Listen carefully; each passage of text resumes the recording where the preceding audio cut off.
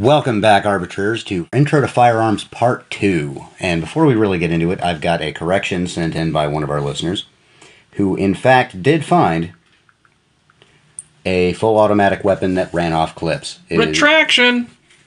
Correction. I guess it's part retraction, but mostly correction.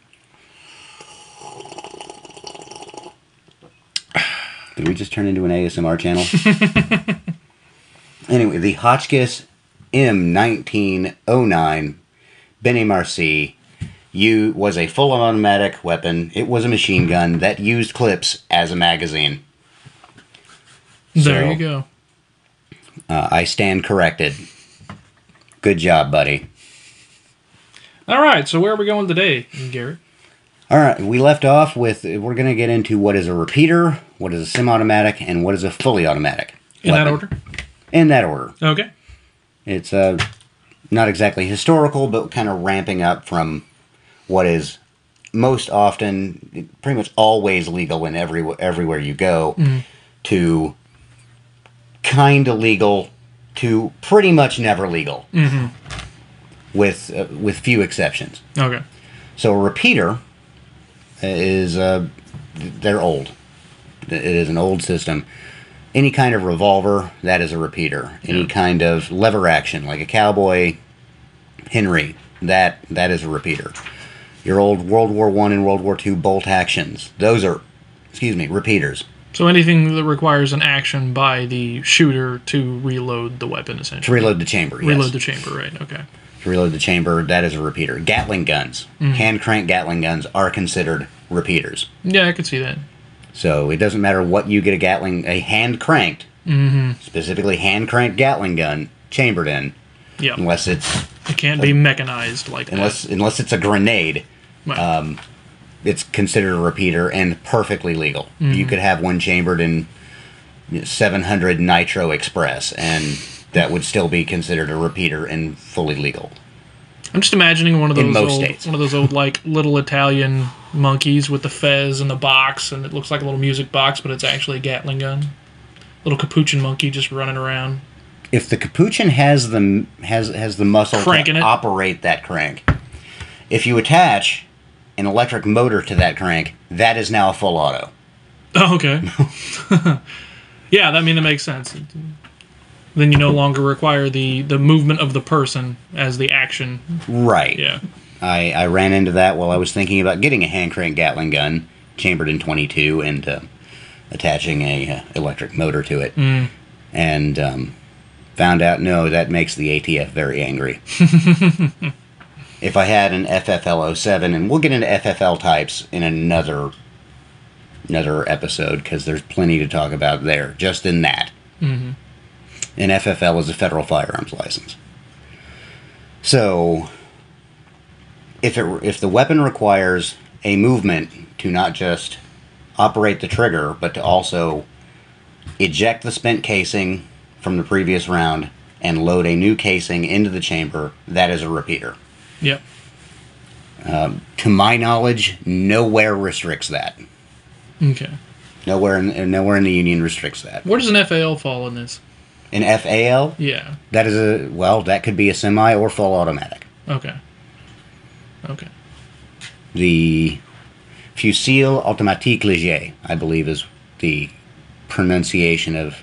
That is the best French I've ever heard you utter. Does that surprise you that I'm talking about a gun? No. No, it doesn't.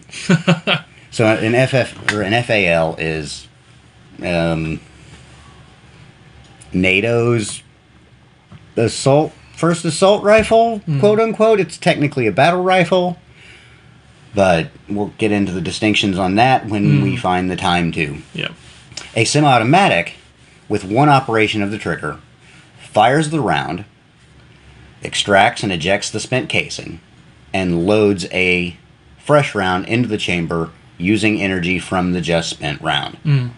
So if that's a gas-operated system, a recoil-operated system, blowback or delayed blowback, that's what that does. But it only fires one round per operation of the trigger. Yeah, you're operating the trigger, it's firing the bullet, and it's reusing the energy from that action to reload And, well, it's using, so it's not reusing it. It's just using some of it right to operate the weapon. Yeah. But if you hold the trigger back on a semi-automatic, or as I've heard some people say, fully semi-automatic, that's not a thing. If it's fully semi-automatic, that just means that it's a fully functional semi-automatic. Right. If it doesn't work, then I guess it's not a fully semi-automatic. Although, to be absolutely fair, there is kind of a middle ground between repeater and semi-automatic. I've seen it on certain competition guns that you have to use a repeater, but to speed up the process, the round will fire, then the bolt will lock back on a new round, and you have to keep hitting a button to send the bolt forward. So it speeds up the operation. Kind of a middle ground between a repeater and a semi-auto. Okay. And you can get damn fast with them. Every weapon that people tend to think of these days, when it comes to what is ownable by most civilians, is a semi-automatic. Every Glock, every AR-15, every AK-47 in circulation in the United States, with some exceptions, before you guys get on me about that, is semi-automatic. Kind of a step between semi-automatic and full automatic. You've got a few different ones. One that was banned after the New Vegas. The Las Vegas Fallout. shooting. Yeah. I love that game. Come on, give me a break. Wade Newton's the bomb, man. Mr. New Vegas. You got 3 kind of middle ground devices that can, well, 4, that can kind of, sort of turn a semi-automatic, fully automatic. Not actually in operation, but close to the rate of fire that you're going to get. And those are bump stocks. Bump stocks do not turn a semi-automatic into a machine gun. They force you, they make it easier to operate the trigger very, very quickly. They can be effective. It's like adding a handicap. Yeah, it's like, I guess. They can be effective, but it's something you got to train around. It's not very intuitive. But a bump stock can kind of get you there. Well, are those still legal? I thought we were having some issues. No, those have been banned. That was very bump recent. stock now legally counts as a machine gun. Okay. But from a technical standpoint, they don't turn it into a machine gun. Then you have a trigger crank, which I hate. It is a little crank that you put inside the trigger guard, and you spin the crank, and the crank operates the trigger. Okay. And kind of how a hand crank on a Gatling gun, it makes it a repeater. Yeah. This crank just operates the trigger, so you are using individual operations of the trigger to fire the weapon more quickly. They are not ergonomic. I've used one before, and I will never use one again. I can't imagine that they would be. I'm just imagining trying to do that. Now, of course, me being me, I'm hearing the Jack-in-the-Box music, or the gun moans. There's really no in-between for me. If it doesn't do either of those, it's not worth it. It's not worth it, even if it just does the normal sounds it should make. 1, 2, 3. The third one is called a binary trigger, where on a normal semi-automatic weapon, you pull the trigger back, it goes bang, then you release the trigger, and it resets, and you're ready to go again. In a binary, you pull the trigger back, the gun goes bang, and when you release the trigger, it goes bang. So bang, bang, instead of bang, click, bang, click, bang, click, it's bang, bang, bang, bang, bang, bang, bang. Yeah. Early models of those had issues with what's called a hammer override, where the hammer was moving faster than the bolt. It wasn't locking into battery. When a gun is locked into battery, it is safe and ready to fire. If the gun goes off when it's not in battery, that can be catastrophic. Yeah. That can be very bad. That can turn a rifle into a grenade. The last one I want to talk about is called a forced reset trigger, where you squeeze the trigger, it goes off, and in the operation of the trigger pushes your finger away. Yeah. And then Kicks the your trigger, finger out. it kicks your finger away from the firing point, and it allows you, if you hold the trigger back and apply continual pressure, you can get very high rates of fire. And it's going to feel like your finger's being tickled a bit. Right. And those 4 systems can approximate the rate of fire you get from a fully automatic weapon. Would you say that practically it makes it something like an automatic weapon, or no? Is it close enough? There's a reason I went in the direction that I did. Yeah. Where I started with the bump stock and ended with the forced reset. A bump stock is much harder to be accurate and effective with than a forced reset. A forced reset really rides the line, in my opinion. Because, yeah, it's technically individual operations of the trigger firing each round, but everyone knows what you're going for here. Yeah.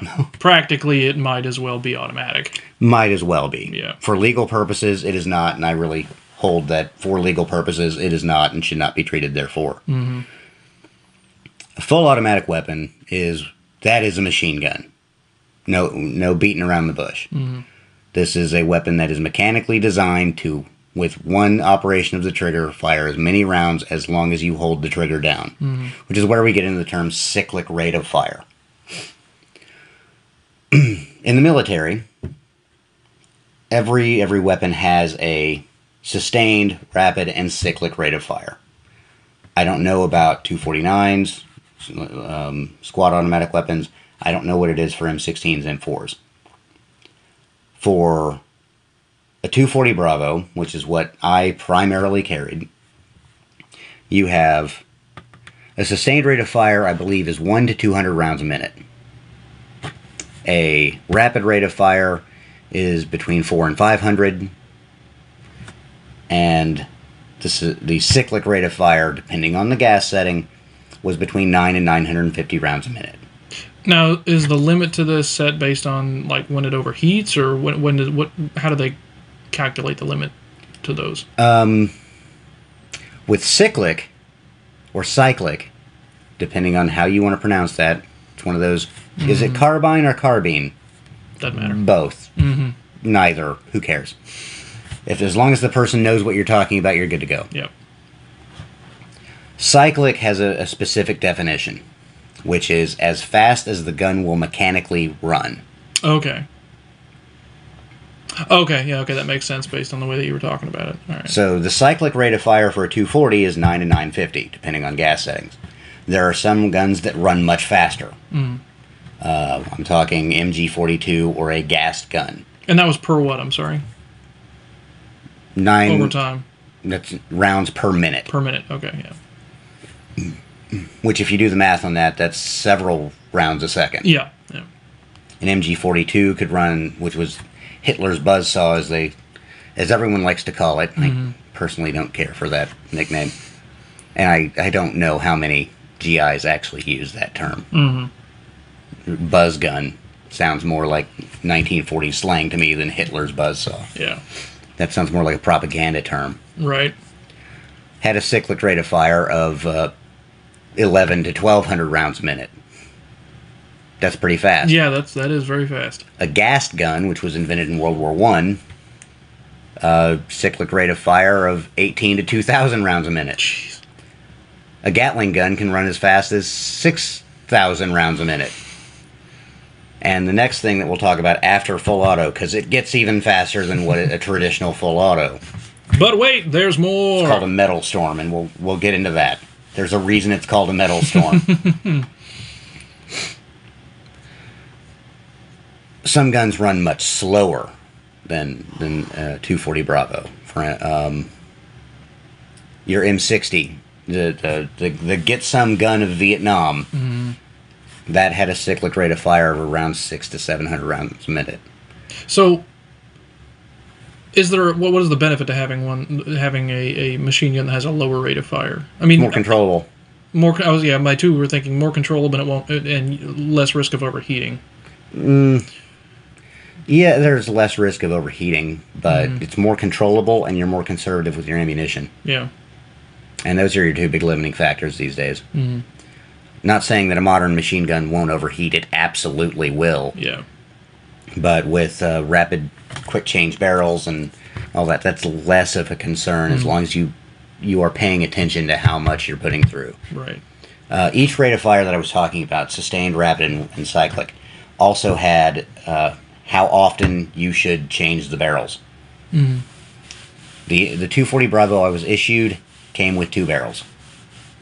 Do they have one that has a mechanical rotating barrel so that you don't have to do that on your own?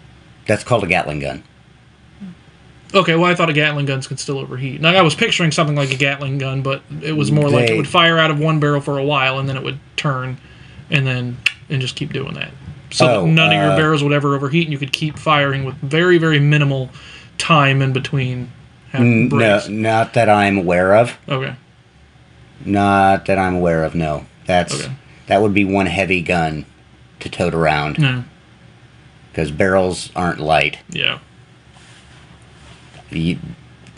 My thinking would be, I mean, you could have one that even just had 3. Because, I mean, a Gatling gun, it just keeps rotating the same however many barrels that particular Gatling gun has. And there are 3-barrel Gatling guns, typically chambered in 50 BMG. Yeah, but those are spinning so fast that it's not really mitigating the overheat. All that no, much. it is. Is it that much? There's a lot of air getting forced through there. If you actually watch the firing of a Gatling gun, you'll see a cloud of smoke kind of make a cone around the barrel. Yeah. It creates a vortex that helps cool the barrels. But if you most Gatling guns have 6 barrels. Yeah. And so, yeah, it's got a cyclic rate of fire of 6,000 rounds a minute, which can be dialed down, or I think it maxes out at 6. Most kind of hover around 3. So a minigun is a type of Gatling gun, right? Yes. So what? A minigun is a Gatling gun that is actually run from a electric motor. Okay. Because a traditional Gatling gun, when you say Gatling gun, that is hand cranked. Yeah. It's part of the technical definition of a Gatling gun. A minigun is one that is electrically operated. Okay. So that's the difference. Then you get a Gatling cannon, which is a mini gun that fires much bigger rounds. The most famous Gatling cannon in the world is the GAU 8 Avenger mounted to the A10 Warthog, or A10 Thunderbolt 2, lovingly referred to as the Warthog. Because it sounds like a Warthog when it's shooting, and that's because, as one of my favorite YouTubers put it, diuretic hippo is just not a good name for an aircraft. So getting away from Gatling miniguns and Gatling guns, a gassed gun is another multi-barreled full-auto weapon. And that's GAST, right? Yes, GAST, gassed gun. Right, not GASSED or however. Right, yeah. It's gassed. It's named after the inventor. I don't remember his first name. His last name was Gast. He was German, I would wager. Ja, sehr Deutsch. And it was 2 barrels, where firing of one barrel would operate the action for the other. Oh, okay. Yeah. So it's like a reciprocating. Almost think like a car, like a 2-stroke or a 2-cylinder engine. Yeah, that's what I'm picturing. It's like a 2-cylinder engine. That's kind of how that works. And you could get very high rates of fire. The Russians loved them. A lot of their aircraft cannons were gassed cannons. A cannon is modern definition of a cannon is typically 20 millimeter and bigger. Okay. Well, what makes that different than how we used to define cannons?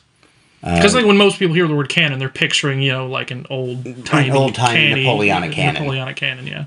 Yeah. No, that's about it. Just size. Okay, cool. I guess the question there it was: is it man portable? Mm-hmm. We now have man portable cannons. Barrett, the company that's famous for making the 50, the yes, 50 cal, yeah. Hold on. My apologies. Also referred to as the 20 millimeter assault cannon in RoboCop, which was actually a 50 BMG sniper rifle. They make a, I believe, 25 millimeter semi-automatic anti-material rifle. Well, you know, baby steps. Yeah, that is a cannon. That is technically a cannon. It is an anti-material cannon. I want one. I want one really bad. Well, okay, so this may seem like a stupid question, but I'm actually curious as to the specific answer. Why do they call it anti-material? Okay, anti-material. Oh, the way you pronounce that. How is that spelled then? Is it spelled like the word material? Because you pronounced it materiel. It's like, pronounced, it is spelled materiel. Okay, so 2 L's and an E? Yes. Okay. I believe. Well, define it. And I actually can't remember if it has the 2 L's and E, right. But it is pronounced anti-materiel. Okay. Might just be French. It is. Yeah. As a lot of military terminology is. Bayonet, latrine. Yeah. Materiel. Reconnaissance. Rendezvous. That was it. Mm-hmm. What was the question? Oh, anti-material. Yes. Yeah, what makes it anti... Why do they call it that? If it is a weapon designed to engage enemy equipment,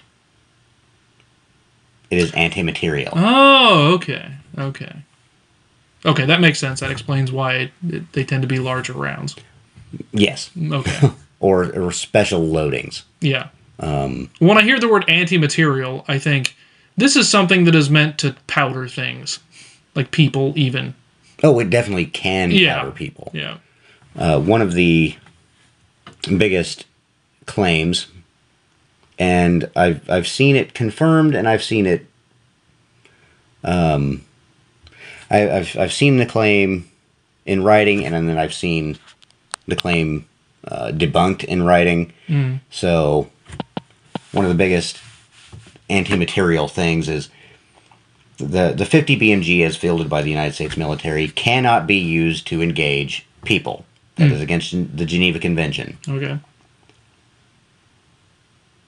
You got to prove it, though. Yeah, you got to prove that, and it depends on which version of the Geneva Convention has been signed, because there are certain provisions of the latest Geneva Convention that we did not sign.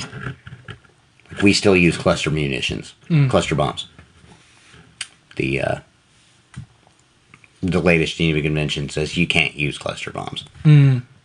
We still use cluster bombs. They're damned effective. So if you find yourself behind a 50 BMG in a military situation, and you are informed you cannot use the 50 BMG to engage enemy personnel, they might be wearing flak jackets. I'm engaging the equipment. They just happen to be wearing it. That was the justification that we came up with. Yeah. And a 50 BMG will do absolutely terrible things to a human body. I can imagine. I love the 50. I did not like the 50 we had. No.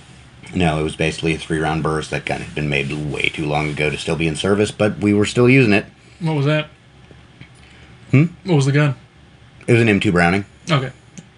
It's also called the Ma-Deuce. Yeah. When I say the 50, I'm not talking about...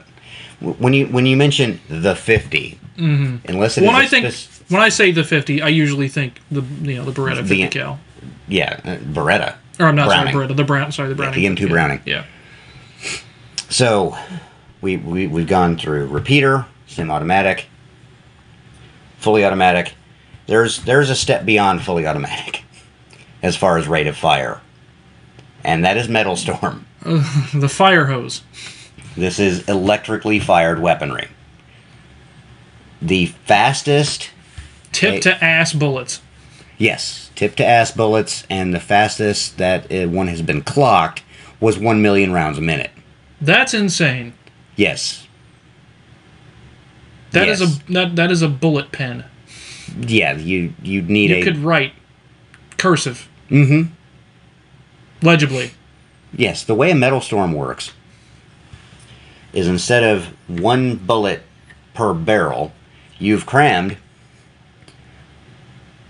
a lot of bullets in the barrel. So the barrel is the magazine. And between... Is this a chain reaction? No. Oh, okay. Okay. No, you can individually fire one round. Okay. You can turn it into a semi-auto if you want. Okay. It's just the trigger is a keyboard. Gotcha. And inside the barrel are little electrodes where the powder charges are for each round. Oh, okay. And as you hit the button, one electrode fires one round. Or you hit the button after you program how many rounds you want to shoot, and it fires them as fast as it can, which can be instantaneous. Or you tell it to slow itself down. You can program how fast you want this thing to go. Can I program it into a musical keyboard? You could. Okay. Using different calibers and powder charges. I'd like to do that. You know, there's already a weapon, or there's already an instrument that makes those kinds of noise. It's called a pyrophone. I mean, that's cool, I guess, but I want to be able to say that I'm giving somebody the black key, and it be terrifying. Or play the 1812 Overture, and you C-sharp. have your own cannon button. Those are your weapons with a corresponding rate of fire and kind of the definitions. Very quick and dirty. Yeah. In repeaters, you've got lever actions, cylinders, single and double action revolvers, bolt actions, and hand crank. Mm. In semi-automatic, as far as your actions, you have gas, which is broken into a few different systems, gas piston, direct impingement, and then gas piston is broken into short and long stroke. You have recoil, which is broken into short recoil and long recoil. Mm. You've got blowback. Yeah. And then delayed blowback, which I'm counting as different from straight blowback. Because it is mechanically more complex. Yeah. You can take all of those for the semi-automatic, and those actions will apply to full automatic, with the exception of electric operation. Okay. You take the ones that operate in semi-automatic, you can apply all of those to full automatic, and then add electric operation and gassed. Mm-hmm. Which gassed can operate off of any of those. It's just a modification of each. Right. That requires 2 barrels. Okay. Did we cover everything that we wanted to cover? Because that's perfect. We're right at That's almost pretty 30 much minutes. what I wanted to cover in this section. Okay, cool. Well, you got anything else to say to the audience? Next time, we're going to be looking at FFLs. The differences of FFLs and what an SOT is. Right. And how a Class 3 license is not a thing. Right. One of the reasons I think that when we first started this particular series, I know this is only the second episode, it was just going to be kind of like a little crash course in firearms. But I think the reason that we won't do it as one full episode is because we can do this as its own sort of playlist where you go into very specific things in each episode, and we can just have that as its own Arbitrarium playlist, as sort of like a special category. Yeah, that works. I think that'll probably be the best way to do it, because otherwise it could be like an 8-hour episode of the Arbitrarium where easily. Yeah. Whereas this way they get a little bit each time, so I think it's a good idea. When you start to learn enough about any subject, you learn how deep that subject actually goes. Mm-hmm. Yeah. Well, all right, cool. Well, you're the host, so play us out.